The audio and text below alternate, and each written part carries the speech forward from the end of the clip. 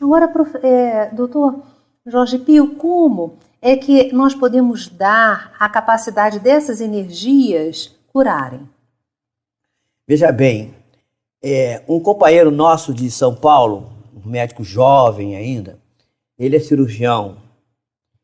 E ele, certa vez, ele dando uma palestra, disse assim, tem vezes que eu me sinto como o esquilo daquele filme Era no Gelo.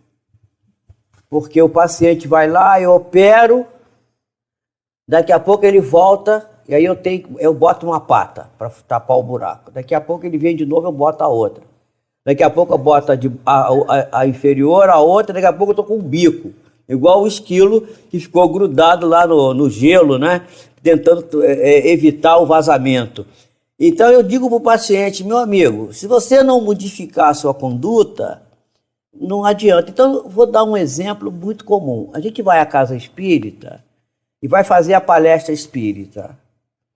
E durante a palestra, se o palestrante vai lá de boa vontade, não precisa ser um grande palestrante, mas ele vai lá de boa vontade, ele segue os parâmetros da doutrina, aborda os temas do Cristo, e as pessoas vão lá com o interesse de ouvi-lo e se ligam e vão refletindo.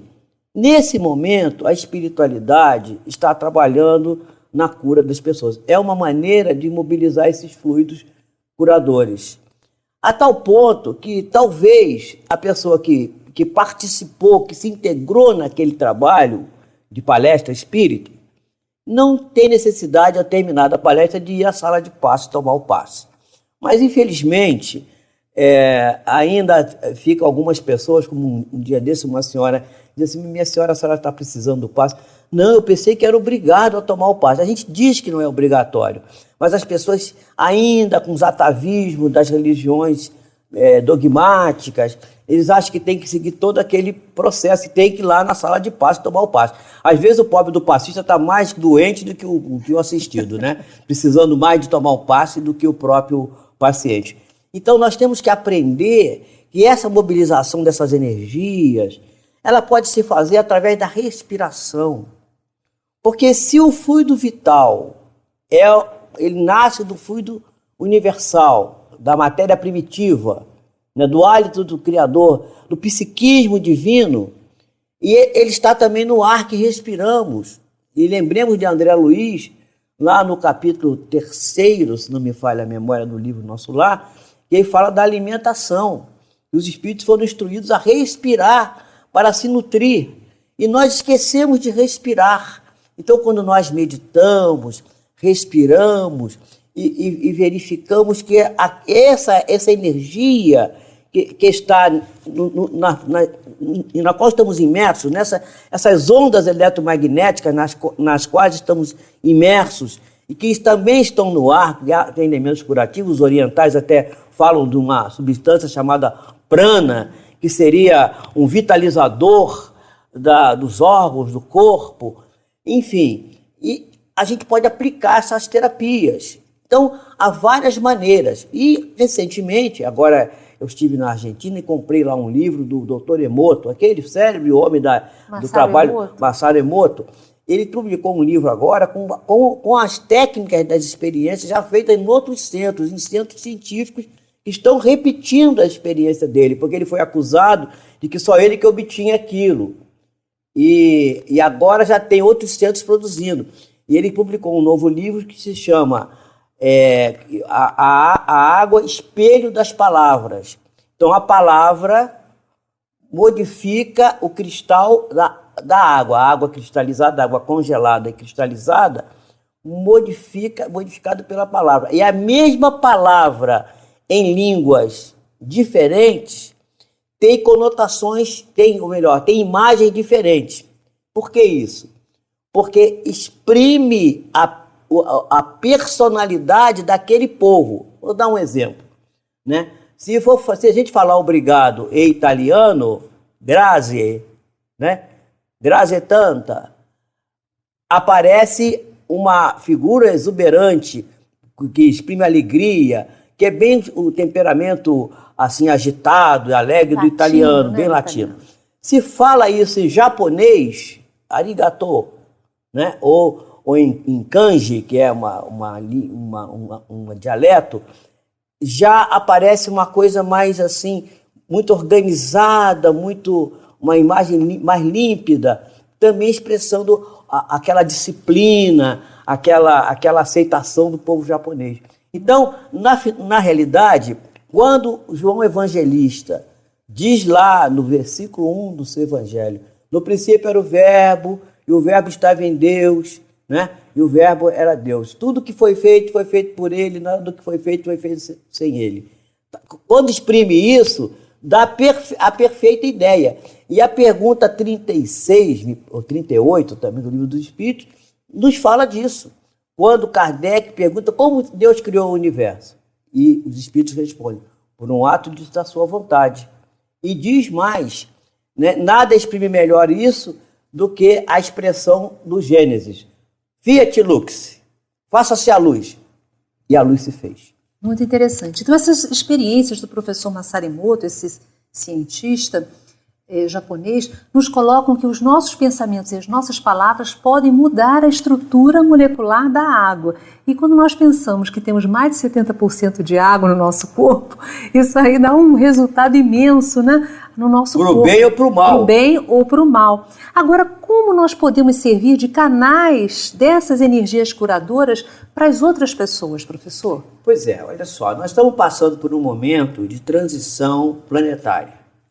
Até um livro do nosso querido, mediunidade do nosso querido Divaldo Pereira Franco, que o espírito é o Manuel Filomeno de Miranda, não é?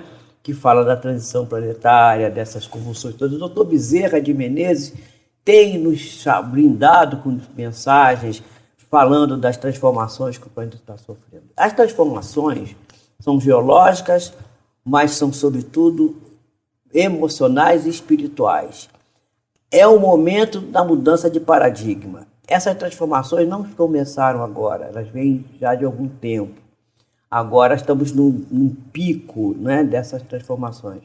Essa mudança de paradigma é nos voltarmos para as coisas espirituais. E quando você abriu o programa que você falou da declaração da doutora Marlene, que 70% das universidades nos Estados Unidos e em outros países, na França também, já estão admitindo a espiritualidade, estão dando cursos, estão trazendo os terapeutas holísticos, pessoas das religiões. Não importa a religião, não importa o rótulo, importa sim o que vamos transmitir. Isso já mostra essa mudança de paradigma. Então, essa mudança de paradigma, ela nos remete a isso, a essa ideia de que precisamos transformar a nossa maneira de ser, o nosso comportamento. Então, não adianta a gente tomar paz, tomar água fluídica, né? Eu dei uma vez uma palestra no Centro Espírita no dia de Carnaval, na sexta-feira, porque lá em Mendes, o Carnaval começa na sexta-feira e acaba na outra segunda, são 12 dias de Carnaval. E aí eu falei assim, meus amigos e tal, e expliquei. Quando eu cheguei do lado de fora, tinha umas 12 pessoas combinando para ir para o samba, no Carnaval.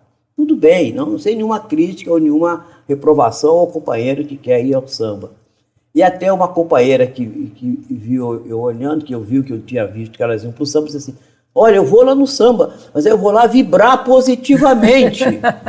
Não é? Porque, então, se a gente não modifica o nosso comportamento, se a gente não segue o parâmetro da doutrina espírita, qual é o parâmetro da doutrina espírita?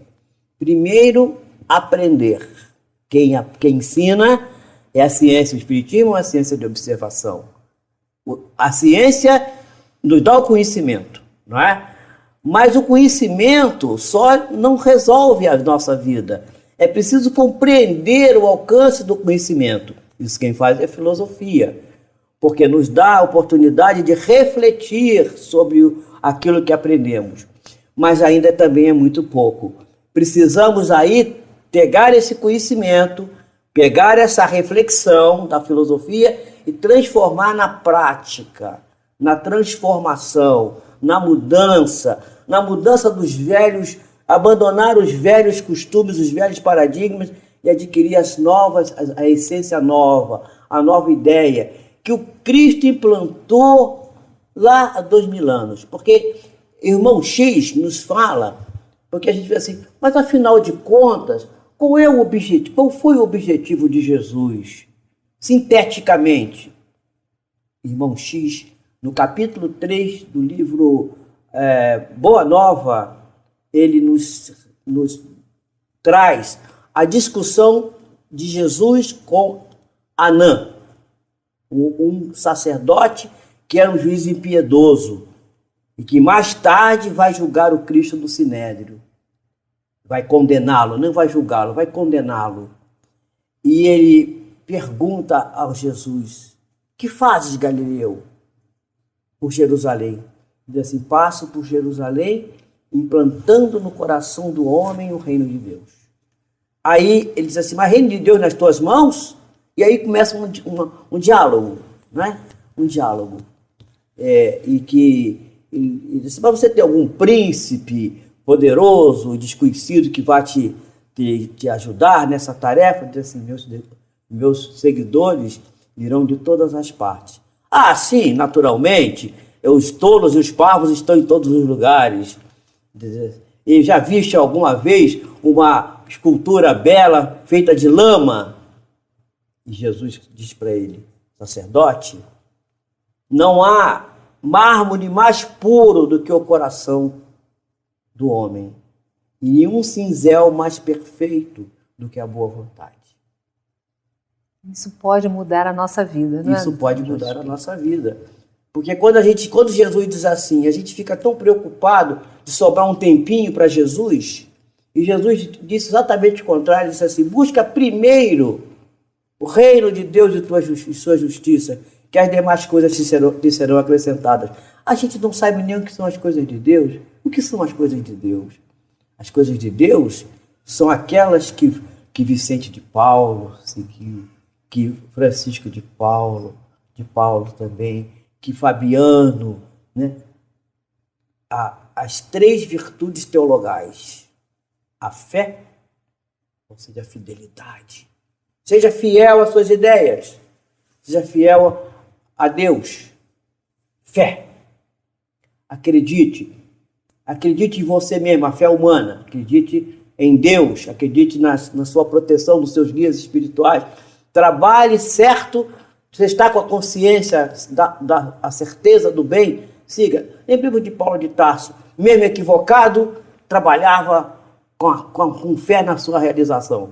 Mas quando ele viu o equívoco, virou totalmente a direção do seu trabalho, sem perder o contato com o judaísmo. Depois, a esperança. Porque nem tudo que podemos, devemos fazer. E o que devemos e queremos e podemos, nem sempre é a hora. É preciso ter esperança, é preciso saber esperar para obter o momento azado certo de realizar. E, finalmente, a virtude teologal, que é a principal, que Paulo fala aos Coríntios, não é? Naquele belo poema que ele fala da caridade, do amor, né? Em que ele diz, se eu não tiver amor, não tiver caridade, nada sou. Então, é a terceira virtude teologal. Mas o que é a caridade, afinal? A caridade é o amor em movimento. Mas não sabemos amar ainda. Então podemos até discutir o que é o amor. E o que é o amor? Eu aprendi o que é o amor agora, recentemente. Porque o amor aparece quando você tenta ajudar alguém e não consegue, porque você ainda é tão imperfeito quanto ele. Aí o que você faz? Você busca o socorro. Porque se você é o orientador, mas ainda está pobre na sua capacidade de realizar, busque o guia acima de você, o seu orientador. Ore, busque o socorro. O socorro vem. E é muito comum, num dos livros de André Luiz, No Mundo Maior, ele mostra que havia uma doutrinação e o espírito não se convencia, porque o doutrinador era parecido com ele, e ele sabia disso. Então ele ora e vem um espírito cheio de amor. E aí vem a explicação: o que é o amor? O amor é exatamente a oscilação do núcleo do átomo da matéria, que vai dar a vibração eletromagnética que sai do núcleo. E aí já não é nem mais a oscilação, não é mais aquela energia do elétron que salta de uma camada para outra e projeta a energia e libera aquela energia. Não é mais, é mais profundo, é raio gama. O amor verdadeiro é raio gama. E só os espíritos muito nobres conseguem mobilizar o núcleo para produzir a energia que é capaz de transformar.